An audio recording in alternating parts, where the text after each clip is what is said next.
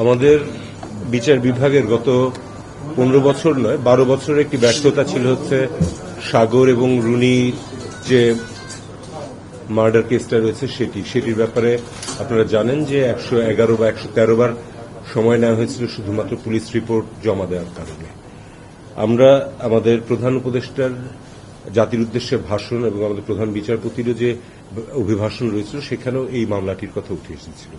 তখন আমরা দেখি যে আসলে 2012 সালে একটি রিট পিটিশন ফাইল করা হয়েছিল যেখানে বলা হয়েছিল যে র্যাবকে তদন্ত করতে দেওয়ার জন্য, এবং শুধু তাই না, ওখানে তদন্ত করার সময় কাদেরকে জিজ্ঞাসাবাদ করতে হবে সেটাও স্পেসিফাই করে দেওয়া হয়েছিল। বিচারপতি এইচ.এম. শামসুদ্দিন চৌধুরী মানিক এবং বিচারপতি জাহাঙ্গীর হোসেন অর্ডার দিয়েছিলেন যে এটাতে তদন্ত করার সময় প্রশ্ন করতে হবে হচ্ছে আপনার অ্যাকাডেমিশিয়ানদেরকে, জার্নালিস্টদেরকে, এনজিওদেরকে, এবং এদের মাধ্যমে তদন্ত করার কথা বলেছিলেন। কিন্তু গত 12 বছরে আসলে তদন্ত খুব একটা কিছুই হয়নি। খুবই সিম্পল একটা রিজন যে যাদেরকে এই রিটটা করে চাওয়া হয়েছিল যে তারা তদন্ত করুক, that is rapid action battalion RAB, তাদের তদন্ত করার কোনো ক্ষমতা বা তাদের তদন্ত করার কোনো এক্সপার্টিজ কখনোই নেই।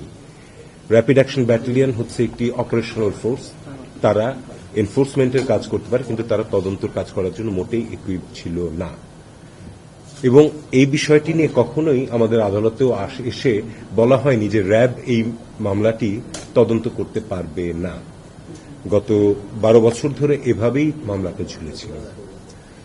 তো আমরা বিভিন্ন এজেন্সির সাথে সবার সাথে কথা বলে আজকে আদালতের কাছে আর্জি জানিয়েছিলাম যাতে তদন্তকারী যে সংস্থা রয়েছে সেটিকে পরিবর্তন করে স্বরাষ্ট্র মন্ত্রণালয়ের কাছে দায়িত্ব দেওয়া হয় যে অতি শীঘ্র একটি উচ্চ ক্ষমতা সম্পন্ন টাস্কফোর্স তৈরি করবে যেখানে বিভিন্ন এজেন্সির সদস্যরা থাকবেন যারা এইসব ক্রিমিনাল ইনভেস্টিগেশনে অথবা জিজ্ঞাসাবাদে সবকিছুতে পারঙ্গম। এবং আমরা নিজেরাই বলেছি যে একটা সময় সীমা নির্ধারণ করে দেওয়ার জন্য যার মধ্যে এই মামলাটির তদন্ত রিপোর্ট ফাইল করা হবে। মাননীয় আদালত আমাদের বিচারপতি জনাব ফারাহ মাহবুব এবং বিচারপতি মাহবুবুল ইসলামের যে বেঞ্চ রয়েছেন তারা আজকে আমাদের এই আবেদনটাকে মঞ্জুর করেছেন এবং এটিকে পাঠিয়ে দিয়েছেন এখন র্যাবের কাছ থেকে নিয়ে স্বরাষ্ট্র মন্ত্রণালয়ের কাছে, যাতে স্বরাষ্ট্র মন্ত্রণালয় এখন একটি উচ্চ ক্ষমতা সম্পন্ন তদন্ত কমিটি তৈরি করে 6 মাসের মধ্যে রিপোর্ট জমা দেন। এবং রিপোর্ট জমা দেওয়ার একটা টেন্টেটিভ ডেটও উনি দিয়ে দিয়েছেন 6 এপ্রিল 2025।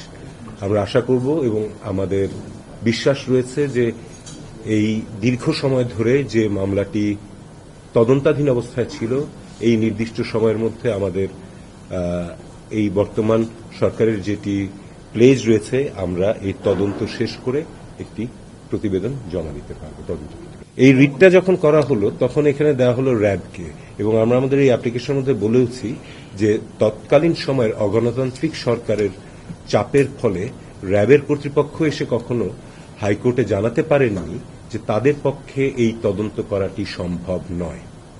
সো এইখানে এই পুরো রিটটা যেটা রয়েছে সেটি আসলে সরকারকে কতখানি সাহায্য করার জন্য করা হয়েছিল আর কতখানি পুরো মামলাটাকে বিলম্বিত করে যাতে সত্য কখনো উদ্ঘাটিত না হয় সেই কারণে করা হয়েছিল, সেটিও প্রবাবলি এই তদন্তের মাধ্যমেই বেরিয়ে আসবে। এটা তো মানে শুধু আজকে না, এটা সবসময় আমরা সবাই যারা কি বলবো এই ঘটনাটির সম্পর্কে জানি প্রত্যেকের মনেই একটা প্রশ্ন। আমার মনে হয় না যে বাংলাদেশে অন্য কোনো তদন্তের সময় এতবার সময় নেওয়া হয়েছে শুধুমাত্র একটা রিপোর্ট সাবমিট করার জন্য। খুবই মানে সহজ একটা ব্যাপার যে র্যাবের তো ক্ষমতা নেই, সেটা র্যাব কিভাবে তদন্ত করবে, তার তো থাকতে হবে সেই এক্সপিরিয়েন্স, তার তো থাকতে হবে সেই এক্সপার্টিজ। এই কথাটিও তাদেরকে দিয়ে বলানো যায়নি কখনো, তারা বলতে সাহস পায়নি।